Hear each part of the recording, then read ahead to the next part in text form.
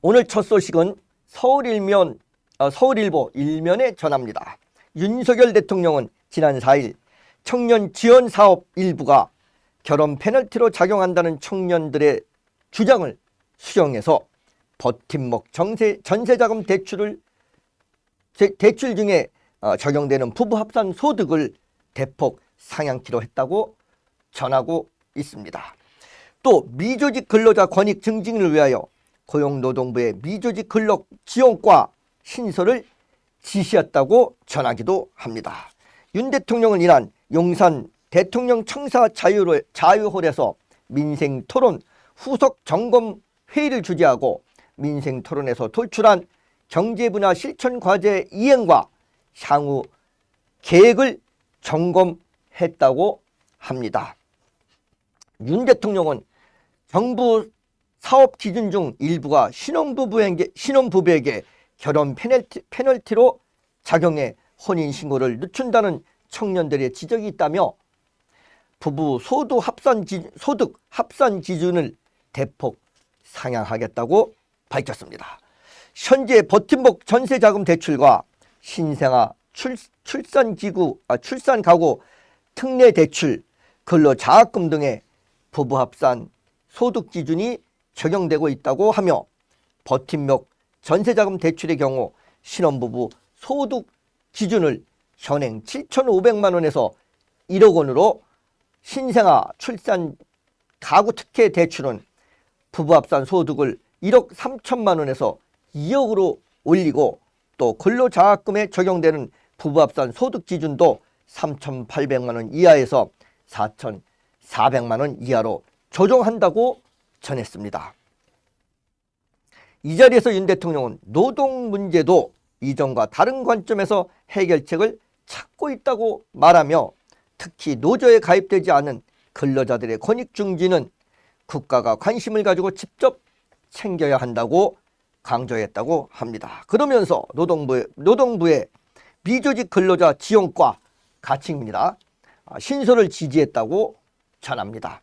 윤 대통령은 총 24차례에 걸쳐 진행된 민생 토론회에서 나온 과제들은 시행령 등 위법 하위 법령 개정으로 정부가 할 수 있는 사안은 늦어도 올해 안에는 모두 끝내겠다고 약속했다고 합니다.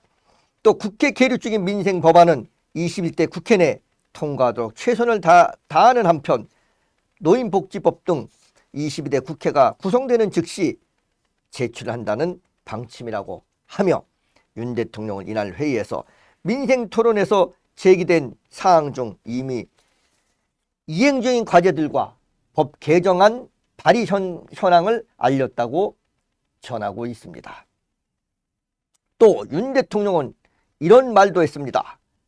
기업 설비 투자에 관한 임시 투자세 공제 연장은 관련 법안이 2월에 발의된다고 말하면서 공매도 금지를 위해선 현재 전산 시스템 구축이 진행 중이다 라고 밝히기도 하였습니다.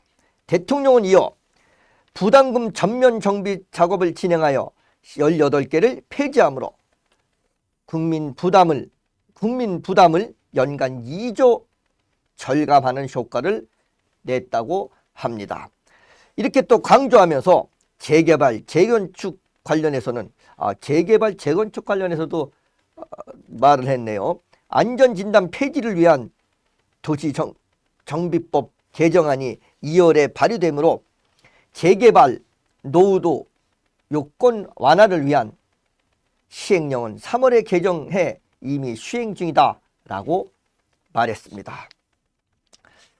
대통령은 지난 민생토론회에서 논의된 사안들도 빠짐없이 신속하게 추진하고 있다고 말하며 군사시설 보호구역 해제, 대구 경북 신공항 추진을 위한 특수목적법인 SPC 설립, 중국 불법 어구 철거 등 이행사항을 전했다고 했으며 국민이 삶의 변화를 체감하고 만족할 때까지 앞으로도 민생토론회를 통해 국민과 꾸준히 소통하겠다고 서울일보 일면의 뉴스시발로 전하고 있습니다.